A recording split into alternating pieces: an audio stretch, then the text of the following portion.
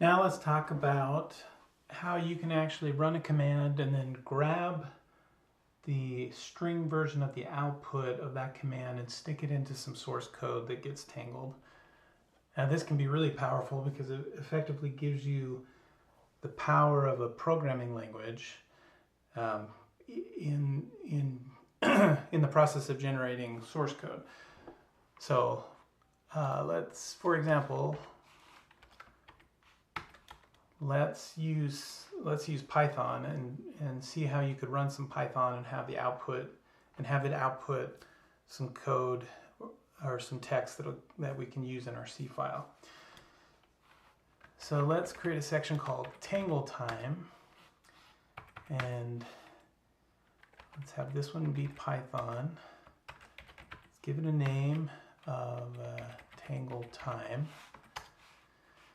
Okay, so now let's import datetime and print, I think it's datetime.now. Okay, let's see. So if we actually, we need to stick in menu equals true so that it'll show up in our status printout so you can see that it's there. So if we said omd run tangle time, okay, so that actually calls Python. Right now Python and Bash are supported, but it'd be pretty easy to add any other languages, so that's coming. It's just a matter of putting in code for calling different runtime environments. But so anyway, this is running Python and it's getting the date and time and then printing it out. So now it would be nice to be able to use the output of that here. So say we typed tangle time. So we could try this, tangle time, but that's just gonna grab this text right here and stick it in there, so that's not going to be what we want. That's going to look weird.